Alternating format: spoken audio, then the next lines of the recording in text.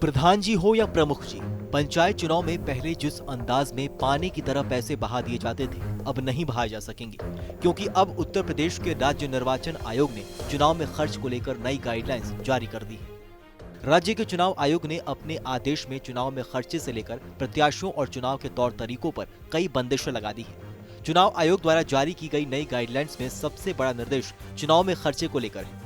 गांव में जमीनी हालातों को देखें तो भले ही इन चुनाव का स्तर राष्ट्रीय और राज्य की राजनीति के परिदृश्य से छोटा हो, लेकिन इसमें जीतने के लिए करोड़ों रुपए पानी की तरह बहा दिए जाते थे। लेकिन अब इन चुनाव में खर्चे की जो रकम निर्धारित की गई है, उसके मुताबिक इस बार प्रधान चुनाव के लिए चुनाव लड़ रहे प्रत्याशी सिर्फ 30,000 रुपए खर्च कर सकेंगे। बीडीसी सदस्य 25,000 रुपए, वार्ड मेंबर्स 5,000 रुपए, जिला पंचायत सदस्य 75,000 रुपए, ब्लॉक प्रमुख 75,000 रुपए, जिला पंचायत अध्यक्ष पद को 2 लाख रुपए खर्च करने की अनुमति दी गई है।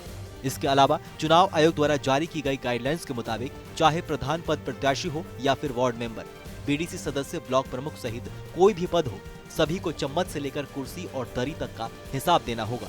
निर्वाचन आयोग के अनुसार त्रिस्तरीय पंचायत चुनाव में चुनावी खर्चे की सीमा लागू कर दी गई है। कोई भी प्रत्याशी सीमा से ज्यादा खर्च नहीं कर सकेगा। अगर ज्यादा खर्च करते हैं तो लिखित जवाब के साथ खर्च का हिसाब भी देना होगा। नामांकन के दौरान रिटर्निंग अफसर प्रत्याशी को इस बाबत जानकारी देंगे। इसके साथ ही पंचायत चुनाव के निर्देश जारी करने के बाद कई ऐसे प्रत्याशी हैं जिनके हाथ निराशा लगी है, क्योंकि इस बार के आदेशों के अनुसार प्रदेश में ग्राम प्रधानों के 880 पद कम हो चुके हैं। ऐसा इसलिए हुआ है क्योंकि इस बार 880 ग्राम पंचायतें ऐसी हैं जिन्हें शहरी क्षेत्रों में शामिल कर लिया गया है। जारी आंकड़ों के अनुसार प्रधान के पद के लिए इस बार कुल 58,194 सीटों पर चुनाव करवाए जाएंगे, जिसकी संख्या पिछली बार 59,074 थी।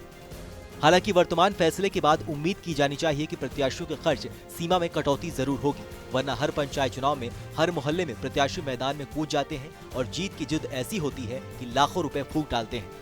धन पशुओं की लोकतंत्र को अपने कब्जे में रखने की जिद को फिलहाल चुनाव आयोग ने तोड़ने की कोशिश की है। ऐसे में देखना होगा कि क्या नियमों का सही से अनुपालन होता है या नहीं।